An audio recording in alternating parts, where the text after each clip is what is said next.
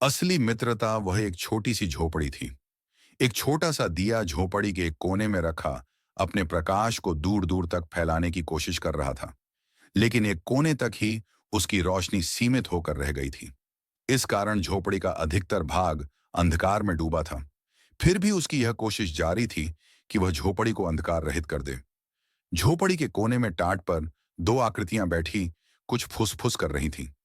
वे दोनों आकृतियां एक पति पत्नी थे। पत्नी ने कहा, स्वामी, घर का अन्न जल पूर्ण रूप से समाप्त है, केवल यही भुने चने हैं। पति का स्वर उभरा, हे भगवान, ये कैसी महिमा है तेरी। क्या अच्छाई का यही परिणाम होता है? हूं। पत्नी सोच में पड़ गई। पति भी सोचनीय अवस्था में पड़ गया। काफी देर तक दोनों सोचते रहे। अंत में पत्नी ने कहा, स्वामी, घर में भी खाने को कुछ नहीं है। निर्धनता ने हमें चारों ओर से घेर लिया है। आपके मित्र कृष्ण अब तो मथुरा के राजा बन गए हैं। आप जाकर उन्हीं से कुछ सहायता मांगो।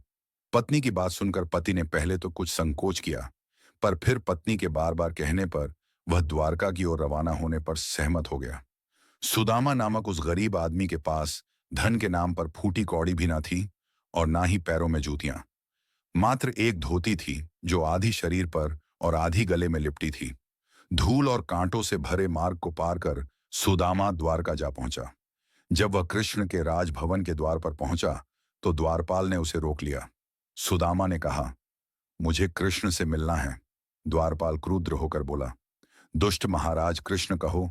सुदामा ने कहा, कृष्ण मेरा मित्र है। यह सुनते ही द्वारपाल ने उसे सिर से पांव तक घूरा और अगले ही क्षण वह हंस पड़ा। तुम हंस क्यों रहे हो? सुदामा ने कहा, जाओ कहीं और जाओ, महाराज ऐसे मित्रों से नहीं मिलते। द्वारपाल ने कहा और उसकी ओर से ध्यान हटा दिया, किंतु सुदामा अपनी बात पर अड़े रहे। द्वारपाल परेशान होकर श्री कृष्ण के पास आया और उन्हें आने वाले की व्यथा सुनाने लगा। सुदामा का नाम सुनकर कृष्ण नंगे पैर ही द्वार की ओर दौड़ पड़े। द्वार पर बचपन के मित्र को देखते ही वे फूले न समाये।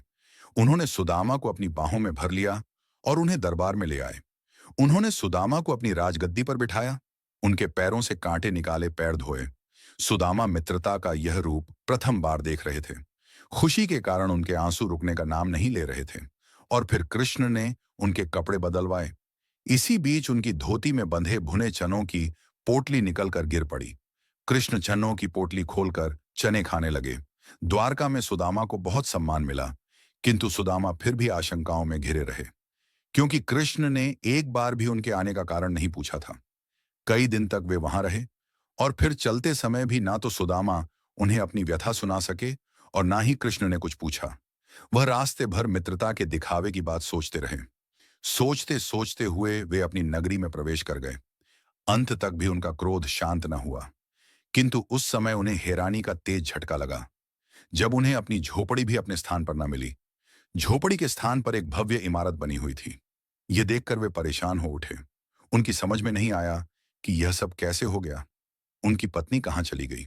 सोचते सोचते वे उस इमारत के सामने जा खड़े हुए। द्वारपाल ने उन्हें देखते ही सलाम ठोका और कहा, आइए मालिक। ये सुनते ही सुदामा का दिमाग चकरा गया। ये क्या कह रहा है, उन्होंने सोचा। तभी द्वारपाल पुनः बोला, क्या सोच रहे हैं मालिक, आइए ना।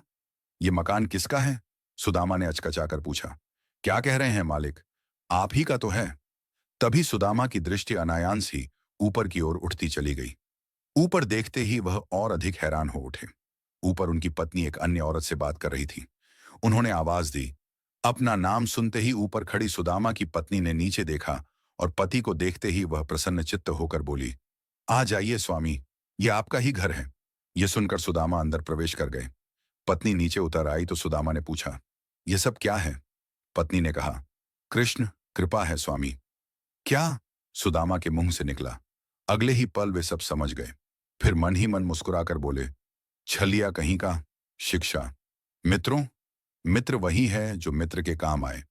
असली मित्रता वह मित्रता होती है जिसमें बगैर बताए, बिना एहसान जताए मित्र की सहायता इस रूप में कर दी जाए कि मित्र को भी पता न चले।